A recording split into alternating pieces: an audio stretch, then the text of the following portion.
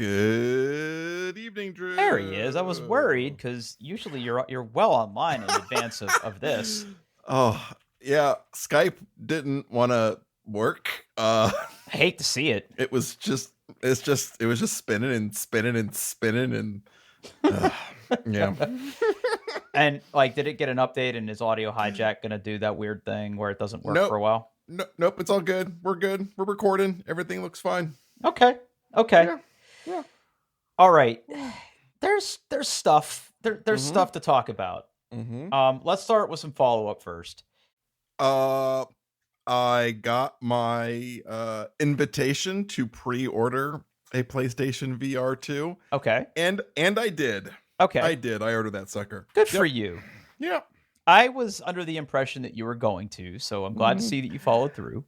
It was just a question of like whether I was going to get an invite or not, because like I was like poking around on Reddit and stuff, and I guess the estimates were like 20% of the people that like signed up for the pre-order actually got to pre-order it. So okay, well, 1 in 5, that's good.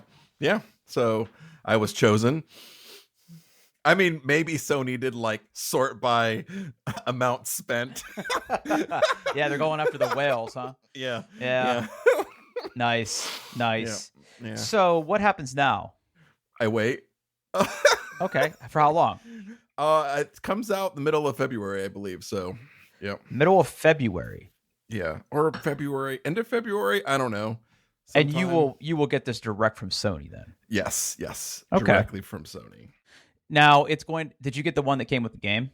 I did. I got the Horizon Call of the whatever it was bundle. Yeah. I could figure why not.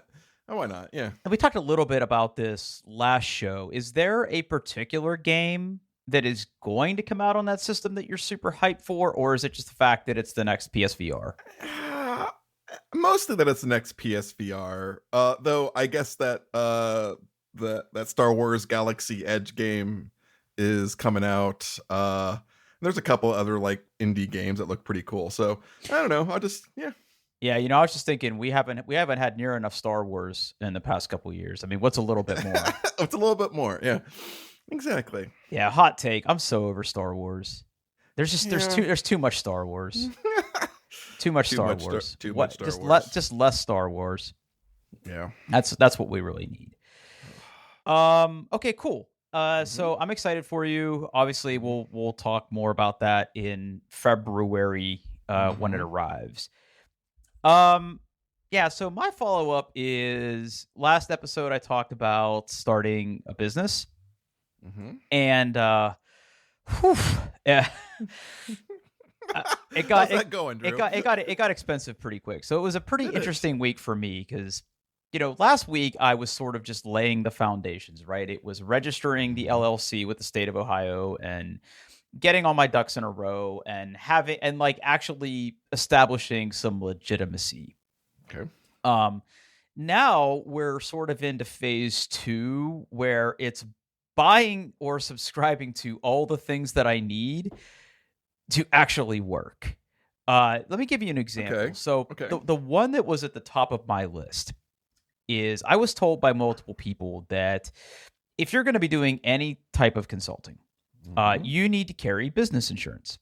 And there's different flavors of business insurance. And at an absolute minimum, you want to carry general liability, right? Because God forbid you go visit a customer or you even meet them for coffee somewhere and you like back into their car, or you scratch an antique grandfather clock at like million different reasons, right? Like I'm not working in a field that's going to expose me to accidental death and dismemberment. Is probably going to put me in an early grave with all the different like radio waves that get beamed into me in my office, but you need to carry some sort of like general liability. However, when it comes to IT consulting, specifically stuff that is around data and working with data and helping customers, you're also sort of advised to carry what's called professional liability, specifically things that cover like errors and omissions, because God forbid you make a mistake you want to be covered for that. Not like you're out there making mistakes on purpose, but you want to carry something that protects you and protects your customers from typos or, something that goes horribly wrong and causes irreparable harm to a business. So you need to carry that as well. So this is a little like sub story in itself. So I was recommended from all my friends that do this. They gave me various insurance companies to sort of look for and talk to and everything. And, a lot of them are very, very helpful. Like you go online, you fill it out, and, you say what you need, and then they come back to you with a quote and a premium. And the premiums are anything. I think the cheapest one I saw was like a combination of general liability and up to 2 million aggregate professional liability. It was anywhere from like $500 some to like $800 some a year in a premium. Yeah, it's a year. Oh, a year. A year. Oh, that's not bad. It's not bad. Yeah, no. And you can spread that month to month. You can pay it all at once. And like, if like 3 months from now, I'm like, I really don't want to do this anymore. And I did the one thing I wanted to do, and okay, spent some money and I'm done. Like I could cancel those policies and get the unused premiums back, but it's whatever. Okay. But what was interesting was I signed up, and I'm not going to name and shame here, but I signed up with I started to sign up with one company that was recommended by more than one person. And I went through the sign up process, and they reached out to me, and I did the questionnaire with them on the phone, and they sent me a quote, and it looked reasonable. And I was like, I know other people use them. I'll go ahead and sign up with them. And like, this was like Wednesday night. I sent them an email, and I was like, hey, when you get in the office tomorrow, give me a call. I want to move forward with this. I have my credit card. Like, let's do it. Let's sign up and get covered, right? So Wednesday morning rolls around, and it's like 9:15, 9:30. And I get an email in my inbox that says, like, the title of the email was something like proof of insurance coverage. And it wasn't my business. Oops. Oops. Right. And I looked at it, like I looked at the business, like I looked at the name in the email, and there was an attachment, right? And I'm like, did they just put the wrong name on here and it's all my information? And the answer was absolutely not. It was somebody else's information. Oops. So I called the lady, and I said, hey, did you mean to send me this? And she's like, I must have copy and pasted your email somewhere else. And I said, well, this doesn't necessarily make me comfortable. Did you send my policy, right? My information to someone else? Well, I didn't even have a policy to send anywhere, right? Which is what made it extra weird. And she's like, I guess I made a mistake. I did the wrong thing. She goes, it's not a big deal. And I'm like, it's kind of a big deal, because like, I know the person behind this name, and I know their address. Like, this is, I'm now a custodian of this person's data. And I'm like, it's funny that I'm talking to you about professional liability insurance when, like, if I did something like this, I'm pretty sure best case I could be out of business. Yeah. And she was kind of like being not shitty with me, but she was like trying to tell me it wasn't a big deal. And I'm like, I'm going to pass. Like, I'm a hard pass. Yeah. So I'm still looking. There's a couple companies out there that are willing to insure me for this type of thing, and it just comes down to finding one. And I've also talked to people to say that they don't carry professional liability; they just carry general, because a lot of companies that you might contract with might require that you carry that coverage anyway. But I feel like the right thing to do is to protect myself, and if that means I pay, instead of $300 some a year, $500 to $800 some a year for that extra peace of mind, I'm okay with it. Right. And I bought, that's like one expense. And then I bought a domain. But it wasn't enough just to buy a domain. I needed to buy a domain and also have like email at that domain. So I signed up for. So then you have to pay someone to host your email. Right. Yeah. So I just took the easy way out here, and because I signed up with Google Domains, I signed up for a Google Workspace. Okay. It's fine. Like, it's I don't know what to say. It's just another flavor of Gmail.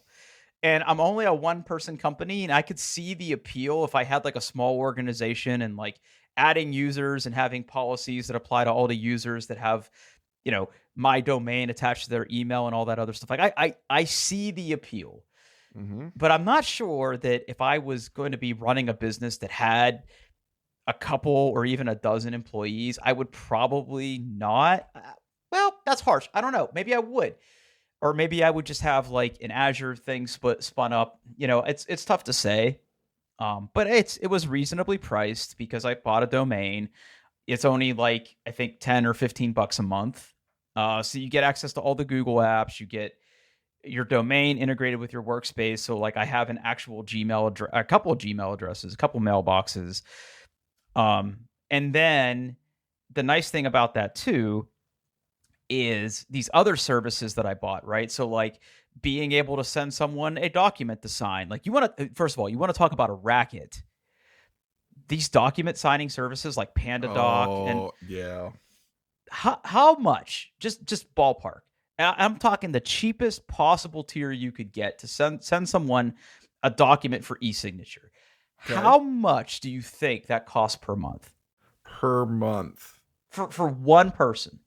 For one person. And probably you're limited to the number of documents you can send. Ironically, no. I'm not limited to the number of documents that I can send. They gate you behind other features that I'm sure that if I was doing volume, I would want. Okay. They don't necessarily apply to me in my situation. $75? $20 a month. Okay. You want to pay that much? You could. You absolutely could if you wanted to. Okay. So like that's an expense, right? Yeah. So it starts to add up a little quickly. Let's see. What else did we sign up for? In the process of opening a business checking account. Oh.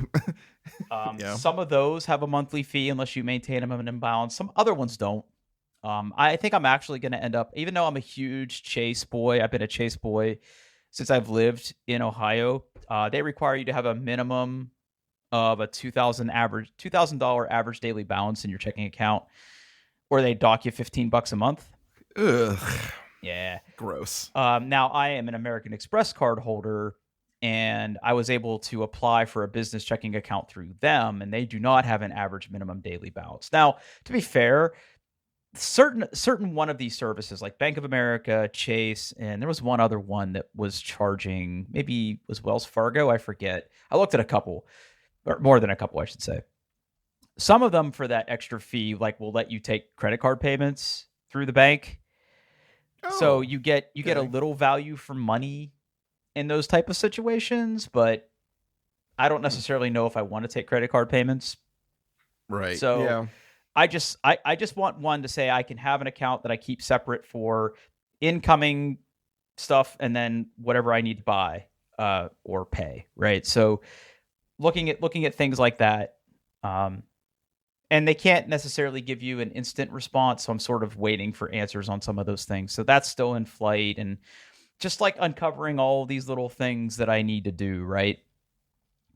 Sounds like a lot of work. Yeah, accounting software for sending invoices, $15 a month through something like Xero. So I said last week that was pretty easy to get started, but when you start right. Operationalizing, right. it's a lot more. It's a lot more. So the adventure continues. I still haven't booked any work. So that was going to be my next question. Yeah. So this is all sunk cost. Is there income on the books yet? And the answer is no. No. Okay. No, there's no income on the books yet. Hopefully that changes over the next couple of weeks. Like I said, the whole reason I'm going through this is because there's the potential of work. And if I want to secure the work, which again, this is like a side hustle working at night, not on regular work hours. This is all like on my own time and everything that, and I've read all the fine print, and we actually went through training about moonlighting and additional work and everything. So I'm in the clear there. I'm not competing with Microsoft or anything. It's just, if I want to do this, like these are the things I have to do. Like I just can't be like, pay me $10.99 guy. Like this has to be like a legitimate thing. So it's interesting, right? And then I get a wild hair at my ass, right? Like maybe I should join the Chamber of Commerce, and I'm like, no, No, I'm not doing that. Not doing that. Not yet. Okay. Mm. So yeah, that was like my big sort of follow-up. So things are in process. I don't have a website yet. I have a domain, but I don't have a website yet. So we'll sort of see what happens. Okay.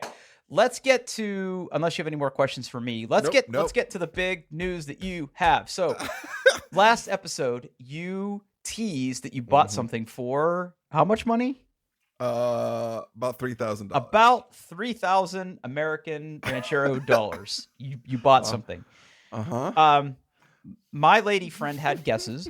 The first thing she said was a watch, and then I said he wears Apple Watches. And then she said a dirty console, which I was proud of her for. But then I was like, no, those don't cost that much. And then she thought maybe you're like going to like a cruise to watch a metal show, which that's very creative. But I was like, no, I don't think he's going on a cruise. That is a real thing. I'm sure it is. Yeah, there was a cruise for SQL Server. So who am I to judge? Yeah, I think what is it called? It's there's different ones. There's more than one metal cruise. So, I mean, yeah, that could have definitely been. But there is absolutely no way I'm ever getting on a cruise ship. Ever. Wait, I don't like water. Okay. And there's no way I'm going to willingly surround myself with the ocean. So no, I'm not. No, absolutely no. I actually had a pretty fun time on the cruise ship. I wouldn't be able to like go above deck. I don't think. Like I'd have to like stay like in the bowels of the ship. So you know what's funny? You can actually get staterooms that don't look out.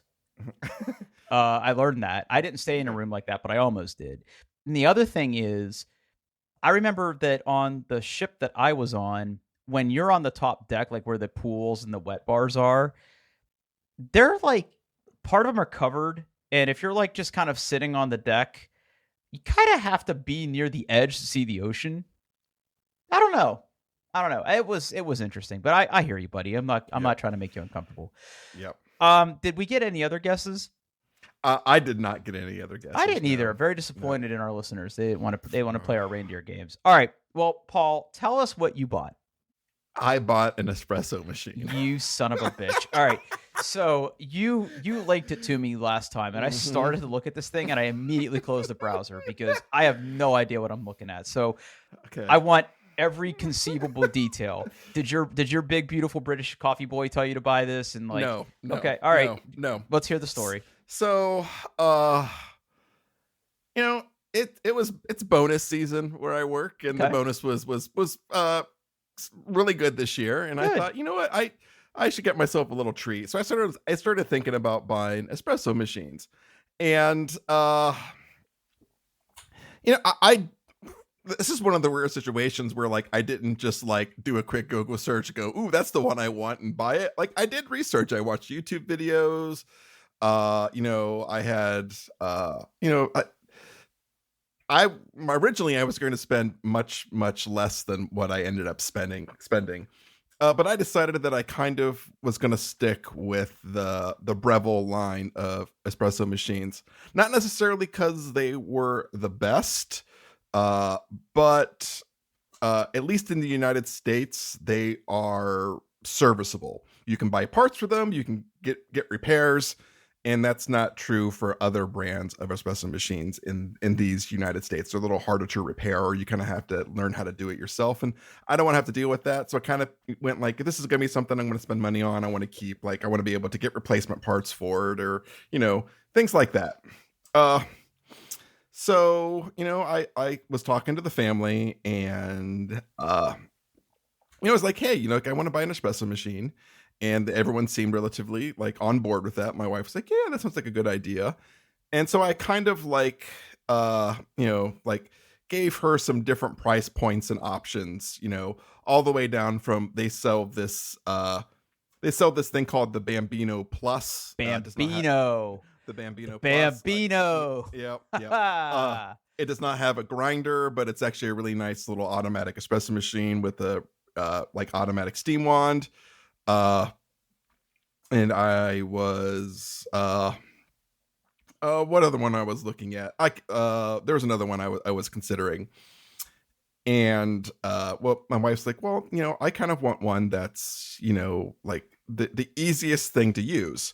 I if I want to do this myself and not have you around, I want, like as close to automated as possible. So Breville will gladly sell you one. So I ordered the Breville Oracle Touch. It is their most expensive home espresso machine. And so it's got a built-in grinder. It's not the best grinder in the world, but it will do espresso.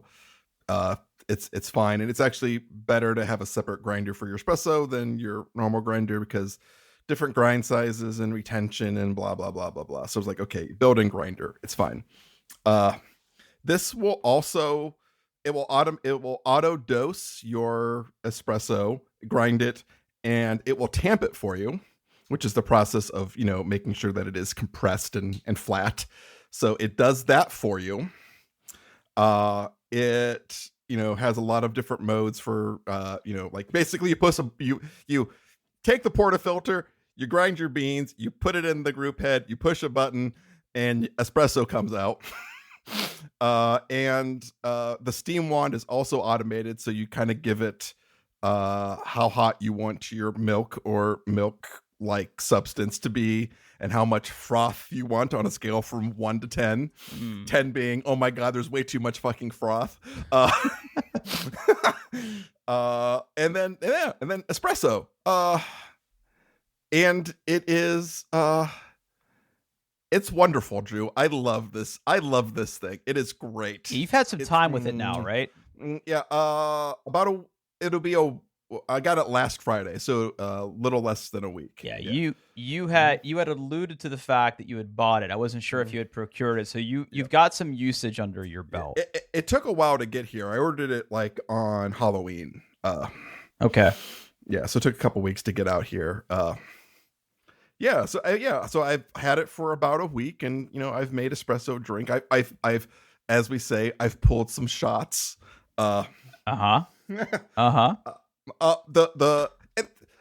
It's great because it's automated, but it also can be fiddly because there's things you can adjust. Like you can you can get up in there and under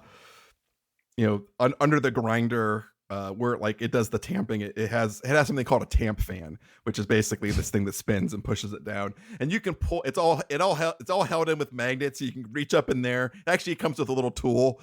Oh, that's the most amazing thing, Drew. I don't know is it pictured? Okay, quick tangent. Okay, so it comes with some accessories, right? It has this little magnet thing for pulling the tamp fan out. It's got Allen wrenches for taking stuff apart. It's got cleaning brushes. Yep. So what it has is, so if you're looking at this beautiful machine, the bottom is a drip tray because you will get water and stuff coming out of it, and it goes in the drip tray. And you can pull the drip tray out and take it to your sink and dump it and clean it out.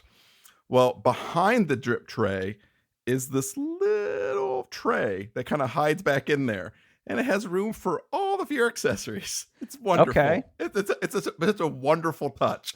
Like, you can keep all the stuff here and not have to see it.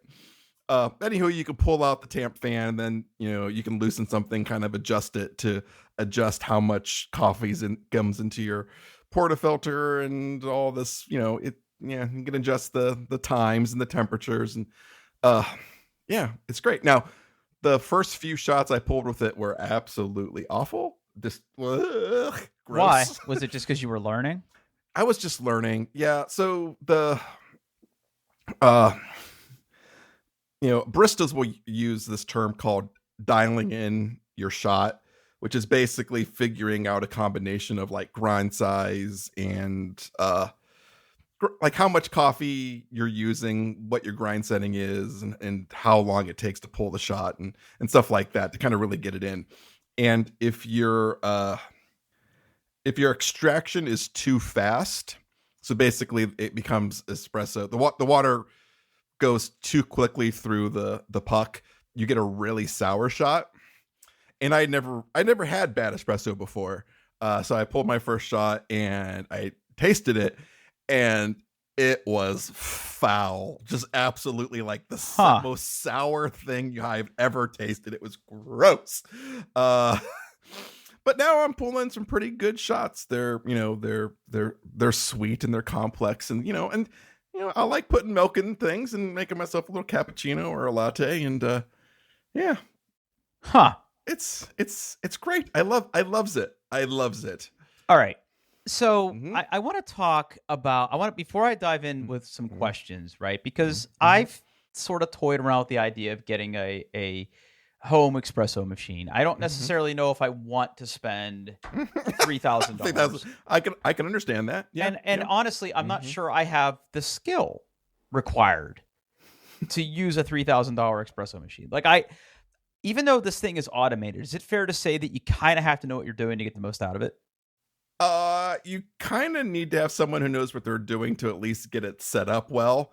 And then after that, you can just push buttons and go. Okay. Yeah. So my wife has made her own espresso using it. So it is possible. And she doesn't care. She just wants to push the button and have drink come out. Yeah. In fact, she would prefer it if she didn't have to do anything. Right? If you just it was like a magic black box. You put a coffee mug in there, and then out came a piping hot, latte. The fact that you actually have to move stuff and trigger the grinding and push a button, and then you have to clean the steam wand. That's work. That's work. But she did it. So okay. You said you did your research. What was the one that tipped the scale for this one? What were some other ones you were looking at? Why did you settle on this one? I pretty much decided at some point to kind of stick with the Breville line. Like I said, just because it's easy to get accessories and parts, and you can go on the website and buy all the replacement parts you need. It's absolutely really great. So I think the other one I was kind of looking at was the which one was it? I think it was the other touch one, the barista. I was the Barista Touch or the Bambino. I knew with the Bambino, I probably would also have to buy a grinder, right? So even though it was only $500, I'm probably looking at another $300 to get us another grinder, which is fine, whatever. Really, it was my family that pushed me towards this one because, my wife and my daughter's also interested in it as well. She hasn't used the machine yet, but she's enjoyed the drinks. They wanted something that they could use on their own and not necessarily need me to do it for them, even though I would gladly do it because I love using the machine. Sure. And the Oracle Touch seemed to be the simplest for people who just wanted to easily make a good cup of espresso. And that's the thing about this.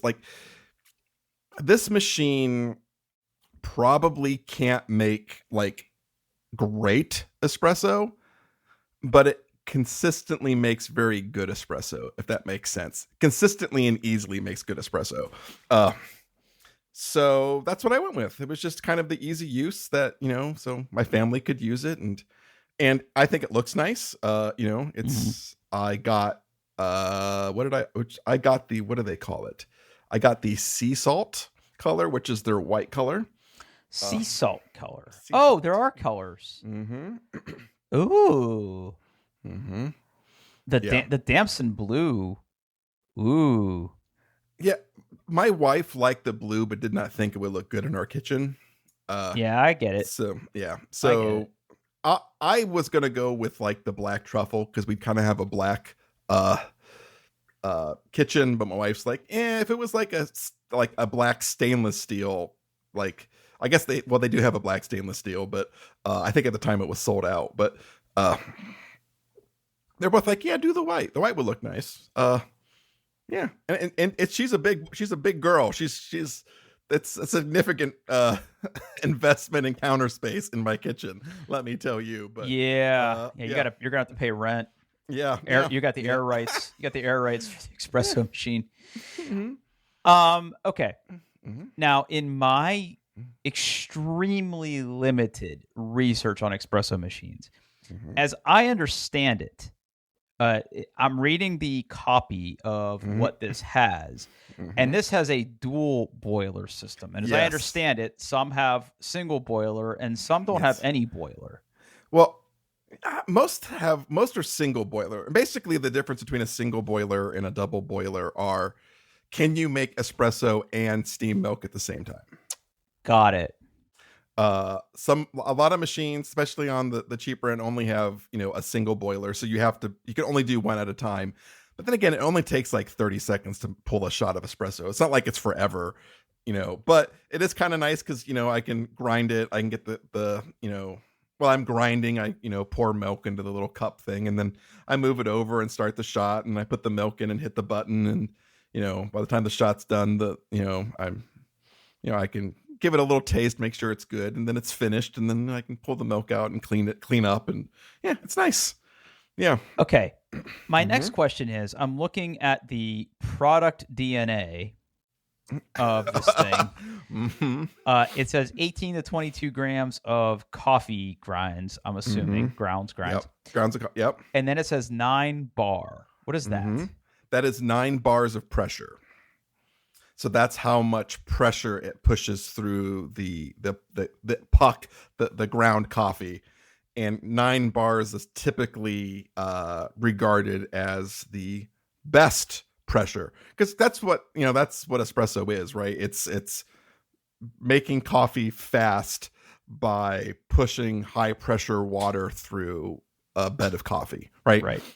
So 9 bars is generally considered to be the standard for espresso. And like, this machine, it isn't customizable. It always does 9 bars. You can buy more expensive ones that allow you to change your how many bars, or change your pressure over the timeline of the shot, so like you can go up and go back down. This one doesn't do any of that, but 9 bars is generally considered the gold standard. By the way, I'm looking at pictures, and there are pictures of the accessories. Yeah. One of the things I bought is I bought this thing called the Puck Sucker, Drew. Excuse you? And I bought it mostly because of the name. Okay. Because it's called the Puck Sucker. I'm waiting for a link. There it is. There it is. The Puck Sucker. So. Oh, that looks like an adult toy. It was actually kind of funny because my Puck Sucker came first, and I was talking to my daughter. I was like, I got my Puck Sucker, but I got no pucks to suck. and she looked at me like I was like. So wait a minute. So okay. So this. I wish I had. Well, I guess I don't really need it for my AeroPress, but you literally take your spent pucks, you bring it over to this thing. You put your portafilter, you push it down, it makes a seal, and it uses a vacuum to extract the puck out of there. So you're not banging your puck against a knockbox like an animal. But you know what, Drew? It just works okay. It's not great. It takes longer than you think. Well, I can't imagine like how much like suction this thing can be if it's that small. And it runs on a 9-volt battery. That's so gross. So it's fine. It's fine. It does work. Does it? But you said it takes a while, but like, does it get most of the grounds out of it, or do you still have? It gets most of it out. Usually there'll be like a little bit, like a tiny bit, kind of stuck on the side. But you generally want to rinse out your portafilter and clean it up before you're done anyway. So like, it gets like 99.5% of the coffee out. And so you're saying it's not worth $80? If I had to do it all over again, it comes with like a small little knockbox, which is the thing that you would like bang your portafilter on to get the coffee out. I think instead of the Puck Sucker, maybe get a bigger knockbox. The one that comes with it is pretty Knockbox. small and is kind of hard to use. I would recommend maybe consider buying a bigger What is- knockbox and using that. What is the knockbox? I'm looking Yeah. at the pictures. I don't see a picture of a knockbox. Or maybe I do and I just don't realize it. All right, hold on. This is the one that came with it. I'll send this picture. Oh, you're gonna send me a picture. Cool. Well, I'll send you the link. Yeah.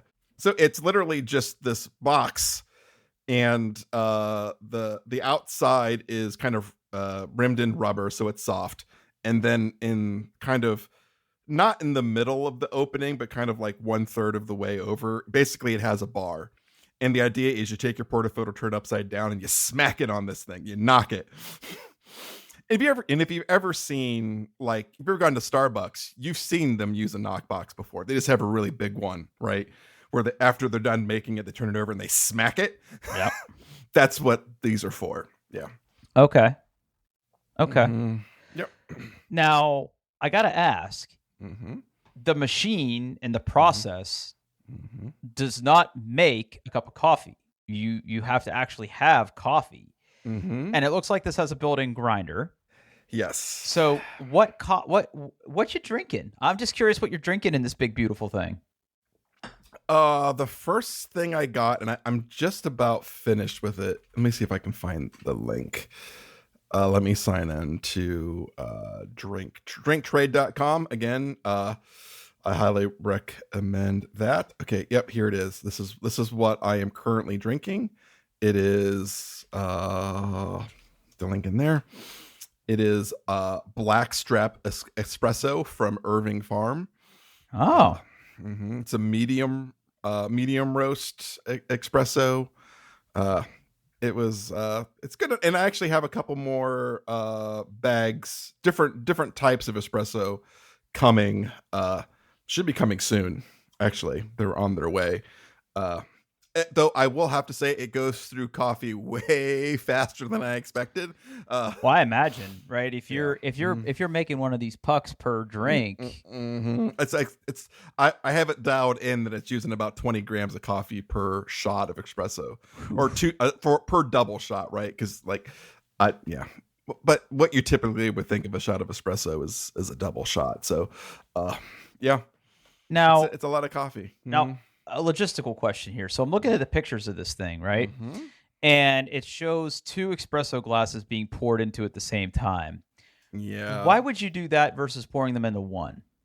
So if you were, let's say that you were fancy and you were making, like maybe you and your lady friend wanted to retire and you both want to have a small cup of cappuccino. You would make a double shot, split it into 2 singles, and then use that to make 2 different cups of coffee. I have never done that. I always pour it into one shot. Yeah, you do. And in fact, I'm actually considering buying. Hold on, let's see if I can find it. I treat my espresso much like I treat my orgasms. I'm gonna get mine. So, yeah. I am really considering buying the 58 millimeter naked portafilter, which basically doesn't have those little spouts on the bottom. The coffee just comes out of the middle. Spurt. Yep. Yeah. So. Oh, this is cool. This is cool. Yeah. I mean, listen, buddy. I'm all about this lifestyle. Yeah. $3 grand, man. Oof. It's great. Oh yeah, I didn't fuck around. No, you didn't. You didn't fuck around. I went all in. No, there's no fucking around here. Mm-hmm. All right. So humor me, okay? Mm-hmm. An espresso novice such as myself, Mm-hmm. I don't think I necessarily need to jump to the $3,000 arena. Yeah. If we were going to stay in the Breville line here, where would you put me? What device would you put me into here? Because I'm looking at their page and there's you're spoiled for choice. Yeah. So if you had a grinder and you were primarily going to drink espresso, I have a grinder. And not make filter coffee, because yes, it's to worry about, like, if you're changing the grind sizes and stuff constantly between filter and espresso, because espresso is much, much, much, much finer than filter coffee. If the grinder wasn't a problem, I think the Bambino the Bambino Plus is a great like entry line. It's $500. Okay. It does automatic steaming, so you just put it in there and it will steam your milk for you. Supposedly, it pulls great shots of espresso. Even though it looks very simple, you can kind of program it for how long you want it to, like, how much water you want to put through. It's a great little machine for a great price. I think if you wanted to move up to like something with a grinder integrated, something a little bit more fancy. What one was I looking at? The Barista Express looks interesting, and the Barista Pro. Yeah. The Barista Express was one of the ones I was looking at.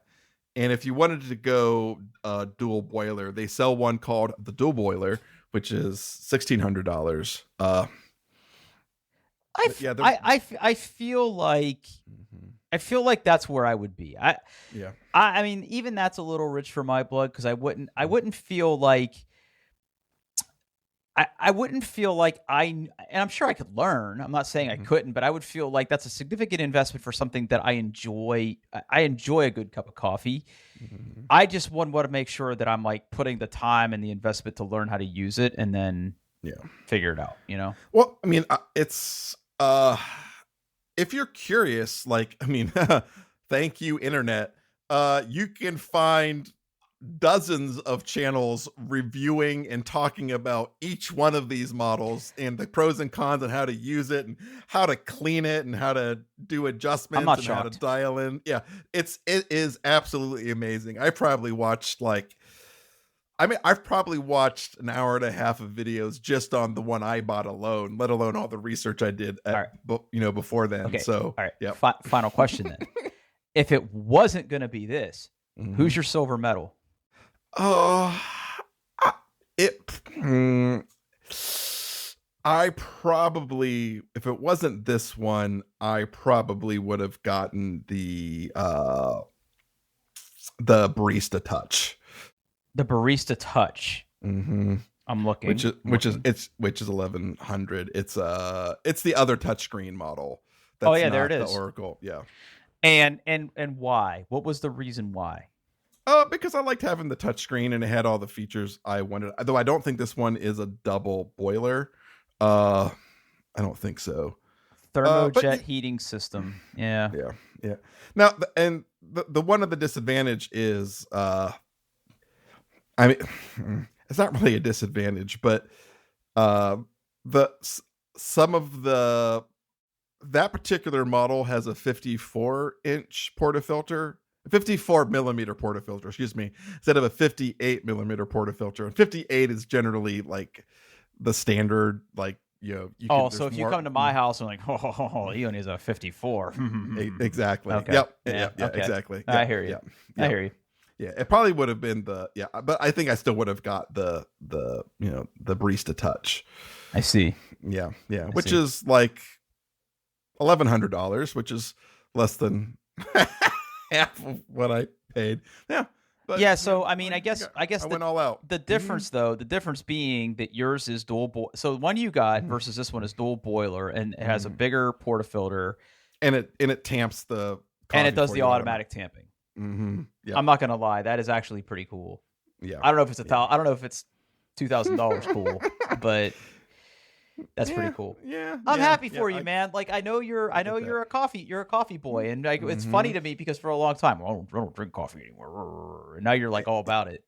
Yeah, now I'm all about it. Now I have not increased my coffee intake. I'm still only drinking like 2 cups per day, but generally in the morning I'm making some filter coffee because I have to think if you're making coffee this strong, I think if you drink any more than that, you would probably die. Yeah. So like I make a filter coffee in the morning because usually I have to put it like in a to-go mug because I'm taking one of my kids to school or something. And then at lunchtime, I make myself a nice, like a nice little cappuccino, and it's wonderful. Yeah. Okay. Well, buddy, I'm thrilled about this. I'm jealous. I want you to make me a cup of coffee sometime in this thing. Absolutely. I'm here for this. Cool, man. Yep. Were there any other brands other than Breville you were looking at? Delaney, I think, is another big one. I think Delani. Delani. Is it Baby name meaning origin and popularity. Oh, it's DeLonghi. Okay. I'll put a link in there. DeLonghi. Mm-hmm. Okay, DeLonghi Espresso. Oh, wow, there's an apostrophe in there. Oof. Yeah. Bougie. Mm-hmm. Bougie. What are we looking at here? The new Magnifica Evo. Yeah. Coffee and espresso. Automatic espresso machines. So one of the things they do is like, and we probably should stop talking about this because we have other things as well, but like their milk frother is like weird. Like it's designed like you pour like a whole like half gallon of milk in there, and then like it comes out and goes in your fridge, and you can take it out and plug it in. And that way, because basically what it will do is it'll like steam and put the milk on top of your drink for you automatically instead of having to pour it in. But both of my wife and I were like, that just looks kind of gross. And from the research I've done, like if you're in the UK, I guess or in Europe, this is a heck of a brand. But I guess like finding parts and getting parts can be difficult in the States for this if you have to like, replace. Well, how often are these things breaking that you need parts? Well, they are under pressure, right? So like you may need to replace like the shower screen at points, and like they if you use them, they will wear down, right? But like it's not something I'm super concerned about, but it was just in the back of my head is like, hey, like what's the repairability like? Okay. Especially the parts that wear, or to be honest, some of the parts that are really small and easily droppable, and then they're gone. And how hard of those are to replace. And then also like with the Breville stuff, like there's third parties that make like replacement parts or like different portafilters and stuff. So there's just a lot more stuff around that. Gotcha. In the States, and yeah. Okay. Yeah. All right. That's enough coffee talk. Again, I'm happy for you. It's very, very cool. Okay. Yeah. One quick thing that I want to bring your attention to. Okay. Have you heard of Signalis? Nope, not until you put it in the show notes. All right. So this game has its hooks in me right now. Okay. The best way I can describe this is that it is a futuristic kind of Resident Evil type game. Okay. It looks like a retro demake. Like it's not quite pixel art. It reminds me very much of like playing a PS1 game. Huh. It gives me big like Resident Evil 2 on the PlayStation. Still one of my all-time favorite games. I remember playing that and Final Fantasy VII on my PlayStation 1 lovingly. This game is very much like that. I am very far into the story right now. I am 100% invested in this game. It is on Game Pass. I know you're not like a Game Pass boy anymore. If you have an opportunity to play this game and you like adventure games that play like a Resident Evil type game, I don't want to say too much more than that. I want you to sort of experience it on your own. Parts of it are a little disturbing, but I think it's right up your alley. And I am absolutely loving this game. So if you get a chance to play it, I mean, you could Google it, like read about it, and you could see screenshots and like videos and stuff and see if you're into this type of thing. I wasn't sure what I was getting into when I started playing it. Holy cow, it's good. It's very, very good. Cool. That's all I have to say about that. So check that out. That's a plug for Signalis. I really enjoy that game. I think I'm coming up on the end of it. I'm also playing that, and Return to Monkey Island is on Game Pass now, so I'm finally getting to play that. Nice. Love that game. It's very good. Right, I'm gonna find it. There is a PlayStation 4 version, so I'm gonna put that in my wish list so I remember to check that out later. Okay. Now with the time when I finish God of War. Yep. Yeah. How close are you to finishing that? Actually, I finished the main storyline today. Oh, okay. Yeah. Any thoughts? It's good. Okay, it's good. It's good. Good enough for me. Yep. All right. With the time we have left, we are approaching that time of year. We are. Where we talk about our Christmas tradition. And we are coming up on, is this year 4? It's year 4. Is it really? Because you won years 1 and 2. Yeah. And then I got you the sign last year, and you got me this charger last year. Okay. So this is year 4. We've got 4 Christmases we're doing this shit. So Wow. We usually. What are the ground rules this time? I don't know. I honestly don't know. Like, how do you want to do this time? I don't know. Oh, I mean, last year we set a pretty low number. we did. What was it? What, 50? I think it was less than that. Or was it less than that? I think it was like 25, wasn't it? I don't know. I mean, I don't know how much you spent on this charger. I had my dad make that sign for you, so it was almost next to nothing for me. Right. Oh.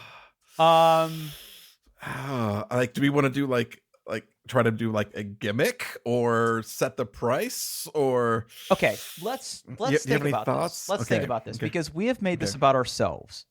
Okay. For the past 3 years. One idea that struck me was let's each make a donation in each other's name. Oh, okay. Okay.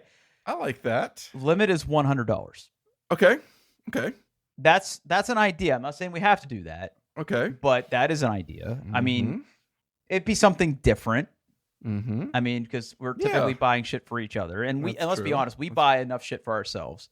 Very true. Very true. So I thought maybe we could do that. Now, I'll be honest. I think part of the fun would be figuring out what, surprising each other with what we donated to.